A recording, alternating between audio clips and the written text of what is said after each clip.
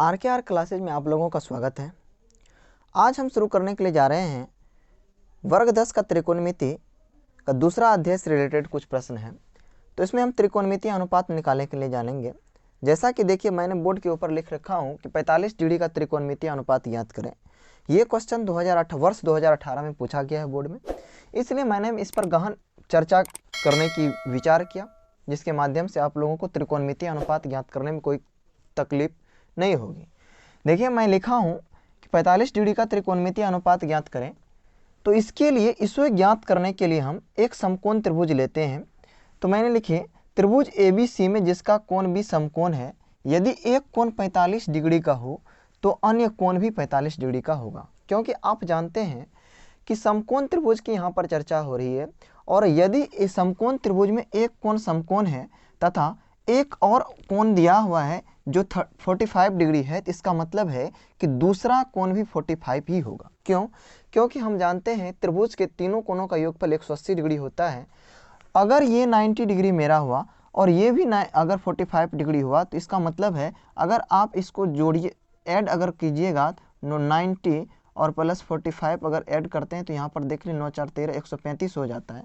इसका मतलब है कि तीसरा कोण जो होगा 180 में से अगर 135 को घटा देते हैं तो ये कितना हो जाता है, देख लीजिए आप, 7 में से 3 अगर गया तो 4। इसका मतलब है कि तीसरा कोण अपने आप कितना हो जाता है, 45 का।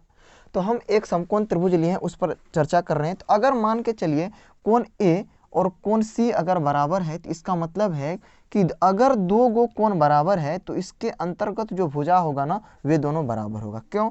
अगर ए और सी बराबर है तो इसके सामने की भुजा क्या है, देख लीजिए BC। तो इसका मतलब है BC और बराबर, अब देख लीजिए सी के सामने की भुजा क्या है, AB। ये दोनों क्या होगा, बराबर होगा। अब हम क्या करते हैं, लेट कर लेते हैं। लेट मतलब होता है माना कि BC जो है, BC बराबर अगर AB है तो इस दोनों भुजा को मान लेते हैं क्या, A। देखिए हम सिद्ध करने के लिए जा रहे हैं अभी 45 डिग्री का त्रिकोणमितीय अनुपात। अगर इसको हम A मान लिए, अगर BC और AB को इसको भी मान लिए और इसको भी मान लिए A, अब हमको क्या निकालना है, कर्ण निकालना है। देखिए हमको लंब और आधार मालूम हो गया, तो अब हम लिखते हैं पाइथागोरस प्रमेय से। क्या लिखते हैं, त्रिभुज ABC में, ऐसे भी आप लोग लिख सकते हैं क्योंकि मैं त्रिभुज ऊपर ABC ही लिया है। त्रिभुज ABC में कौन प्रमेय से लिखते हैं, पाइथागोरस प्रमेय से। पाइथागोरस प्रमेय से। अब पाइथागोरस प्रमेय से क्या होता है, आप जानते हैं कि किसी समकोण त्रिभुज में कर्ण का वर्ग अन्य दो भुजाओं के वर्गों के योगफल के बराबर होता है, जिसे हम लोग यहाँ पर क्या कहते हैं, AC का वर्ग बराबर AB का वर्ग प्लस BC का वर्ग करते हैं। अब यहाँ पर हमको लंब और आधार मालूम है, तो हमको मालूम क्या करना है, कर्ण मालूम करना है। अब AC का वर्ग अगर करते हैं तो यहाँ पर मैंने लिखा AC का वर्ग। अब AB आपका है A, तो यहाँ पर लिखा AB का वर्ग, और BC भी A है तो BC के लिए भी लिखे A का वर्ग। अब यहाँ पर देख लीजिए अगर A स्क्वायर और A स्क्वायर को अगर जोड़ते हैं तो मेरा क्या निकल रहा है, यहाँ पर देख लीजिए 2A स्क्वायर दे रहा है। अब स्क्वायर अगर इधर चढ़ा है तो स्क्वायर अगर दूसरे तरफ भेजते हैं, बराबर के दूसरे तरफ, तो इसका मतलब है स्क्वायर के बदले क्या चढ़ जाता है, रूट चढ़ जाता है। तो यहाँ पर आपको हो गया 2A स्क्वायर।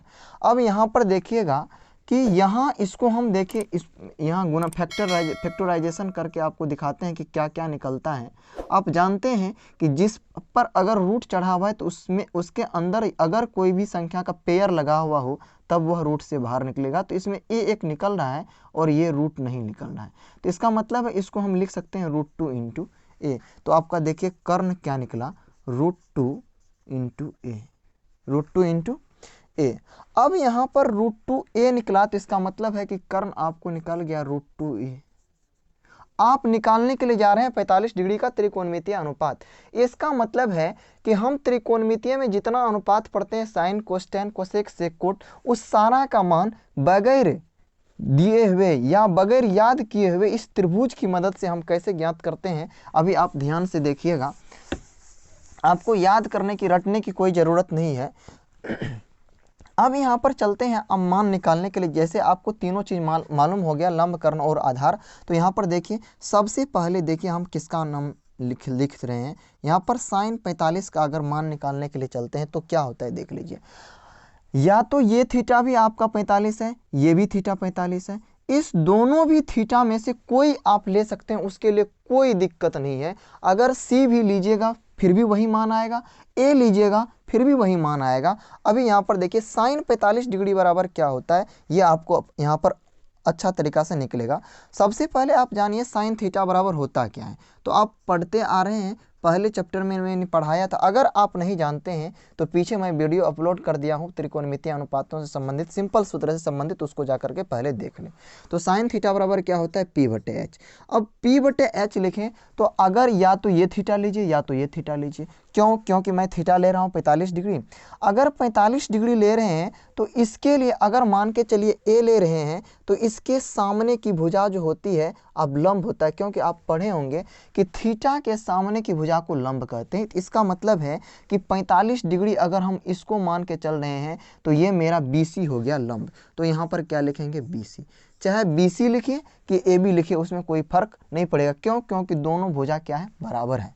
अब H तो कभी बदलता नहीं है, तो इसका मतलब है H मेरा हो जाएगा AC।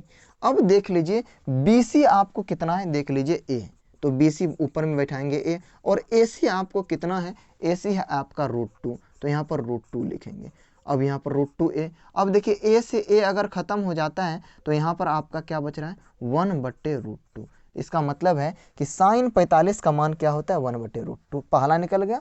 अभी यहाँ पर देखिए हम दूसरा एक एक करके 6 निष्पत्तियाँ का 6 का 45 डिग्री का वैल्यू कैसे आपको निकाल करके दिखाते हैं। याद करने की कोई ज़रूरी आपको नहीं पड़ेगी। फिर यहाँ पर देखिए अब हम निकालने, अब यहाँ पर साइन 45 का मान निकालने, आप लोग इसका स्क्रीनशॉट ले सकते हैं। अब यहाँ पर निकालने के लिए जा रहे हैं हम cos 45 का। cos थीटा बराबर आपने पढ़ा है कि B/H होता है, B4 होता है बेस और H4 होता है हाइपोटेनस। बेस मतलब होता है आधार और हाइपोटेनस का अर्थ होता है कर्ण। अगर यहाँ पर फिर 45 डिग्री लिए हैं तो आपको लंब हो गया, इसके सामने की भुजा को कहते हैं लंब। तो लंब अगर BC हुआ तो हमको जरूरी यहाँ पर आधार का है, तो इसका मतलब है AB मेरा क्या हो गया, आधार। तो यहाँ पर AB लिखा।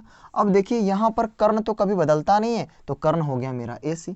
अब यहाँ पर देखिए AB आपका कितना है, गौर से देखिएगा। AB आपका है A, तो यहाँ पर मैंने बैठाया A, क्या बैठाया, A। और AC आपका क्या है, AC है आपको √2, तो यहाँ पर मैंने बैठा दिया √2A। यहाँ पर क्या है AC, √2A। फिर यहाँ पर देखिए A से A खत्म हुआ, तो इसका मतलब है कि आपको यहाँ पर कितना इसका वैल्यू चले आया, 1/√2। आप पढ़े होंगे कि cos 45 का वैल्यू कितना होता है, 1/√2। फिर चलते हैं, अब साइन cos निकल गया। इसी प्रकार देख लीजिए tan 45 का मान निकालते हैं। तो tan 45 बराबर क्या होता है, tan थीटा बराबर क्या होता है, P/B होता है।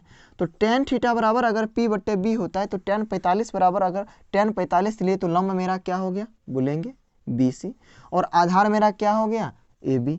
तो अब देखिए BC भी आपको A है और AC भी आपको है, दोनों से दोनों खत्म हुआ तो इसका मान कितना चले आया, 1। इसका मतलब है tan 45 का मान कितना होता है, 1। अब हम चलते हैं साइन cos tan तो निकल गया। अब हम निकालने के लिए जा रहे हैं कोसेक थीटा को। किसको निकालने के लिए जा रहे हैं, cosec theta, COSEC, cosec theta लिख रहे हैं। कोसेक थीटा बराबर क्या होता है, H/P। इसका अर्थ हो रहा है कि कर्ण बटे लंब, कर्ण बटे क्या हो रहा है, लंब। तो अब देख लीजिए कोसेक थीटा, इसका यहाँ पर कोसेक 45 डिग्री का ही मान हम निकालने के लिए जा रहे हैं। तो थीटा मैंने 45 लिया, तो हमको जरूरी है यहाँ पर कर्ण का, तो कर्ण नहीं बदलता। आप जानते हैं कि इसके ये मेरा कर्ण क्या हो जाएगा, AC, और इसके सामने की भुजा मेरा लंब है, जिसका जरूरी है यहाँ पर, तो लंब हो जाएगा मेरा BC। अब देख लीजिए AC आपको कितना दिया हुआ है, √2 दिया हुआ है, तो AC की जगह पर √2 लिखे, और BC आपका कितना दिया हुआ है, A दिया हुआ है, तो यहाँ पर A लिखे। A से A खत्म हो गया। अब देख लीजिए कोसेक 45 का जो वैल्यू होता है वह कितना होता है, √2 होता है।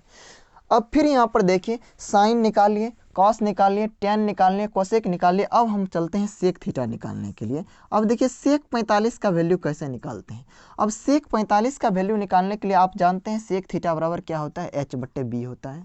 अब देख लीजिए H तो कभी बदलता नहीं है, तो इसके लिए मैंने लिख लिया H तो कभी बदलता नहीं है, तो H क्या है मेरा AC, तो यहाँ पर लिखा AC। और BC आपका क्या है, अब देख लीजिए यहाँ पर B क्या है, मतलब B मतलब होता है आधार। अगर A लिए हैं तो ये हो गया लंब, तो आधार क्या हो जाएगा मेरा AB। अब फिर यहाँ पर AC आपको कितना दिया हुआ है, AC दिया हुआ है √2A, और AB कितना दिया हुआ है, A दिया हुआ है। फिर यहाँ पर देखिए ए से ए खत्म हुआ तो यहाँ इसका वैल्यू कितना चले आया, √2 चले आया। अब देख लीजिए साइन निकाल लिए, कॉस निकाल लिए, टेन निकाल लिए, कोसेक निकाल लिए, सेक निकाल लिए। अब हम चलते हैं कोट निकालने के लिए। तो देखिए यहाँ पर कोट 45 डिग्री का कितना मान होता है, आप ध्यान से देखिए। कोट 45 डिग्री लिखिए तो यहाँ पर बताइए कि आप लोग कोट 45 बराबर जो होता है, कोट 45 लिखे हैं तो कोट थीटा का सिंपल सूत्र क्या होता है, तो आप कहिएगा सर B/P अर्थात बेस बट्टे होता है परपेंडिकुलर। तो अगर थीटा हम 45 डिग्री लिए हैं तो लंब अगर मेरा BC हो जाता है तो आधार हो जाएगा AB, यहाँ पर क्या लिखेंगे AB, और P क्या हो जाएगा मेरा BC। आप जानते हैं कि थीटा के सामने की भुजा को लंब कहा जाता है। तो AB का मान कितना है आपको A, तो AB बराबर क्या बैठा है A। BC का मान कितना है आपको, तो A, तो BC बराबर क्या बैठा है, देखिए दोनों से दोनों खत्म हो जाता है, आपको क्या दिया। अभी देखिए हम 45 डिग्री का त्रिकोणमितीय अनुपात पूरा का ज्ञात कर लिए। तो यही था मेरा कि हम त्रिभुज की सहायता से 45 डिग्री का मान कैसे ज्ञात कर सकते हैं। अगर आपको पूछेगा तो हो सकता है 5 नंबर में भी पूछ सकता है, या नहीं तो 2 नंबर में पूछ सकता है।